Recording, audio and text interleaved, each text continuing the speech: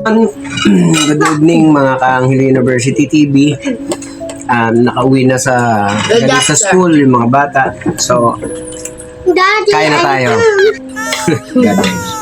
So, kain na muna kami. Kumusta naman yung school nyo kanina? Okay. First day of class ulit. First day of class kanina, no? So, syempre. Wala daw pasok ngayon eh. Gabi na eh, syempre. Hindi ba? Kanina ba? Wala. Wala daw pasok. Bakit wala? Nakapasok nga kayo. Birthday daw ni KD, kami nakapunta. Dahil sa birthday, walang pasok. Yung tanim mo, naibigay mo kay teacher mo? Baka mamaya hindi mo naibigay, wala kang grade nun.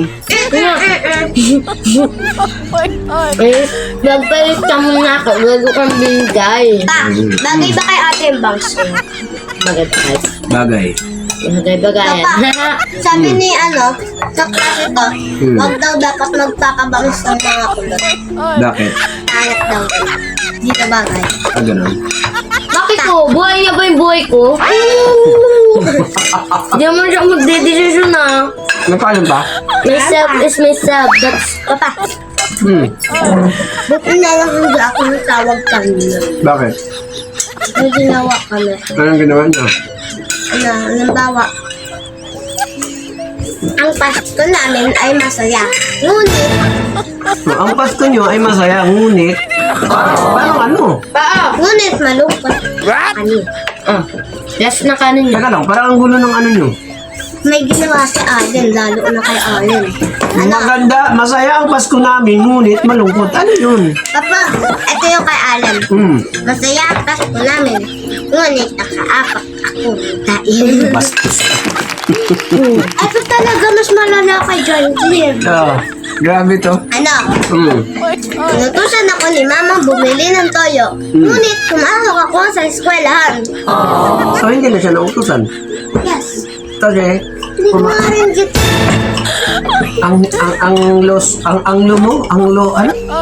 ang slow mo? Hindi naman ako yung Nautusan, inutusan ako ng nanay ko na bumili ng toyo. Ngunit, pumasok ako sa school. So, hindi siya nakabili kasi pumasok nga siya sa school. So, slow mo naman. Yung isa na-gets mo agad. Masaya ang Pasko namin, ngunit nakatapak ako ng tae. So, hindi siya maging masaya kasi nakatapak siya. So, mayroong... Ay, nako. Kay Ate Marian, Makain tayo eh. Kay Ate Ano yan? Marian. Bakit? Ano? Anong perfect doon? Basta kanya. Ano ba ang inano niya? Ano na? Nakalimutan na. Agiw. Nakalimot. O, dali, ano yan? Kami yung pinsan namin.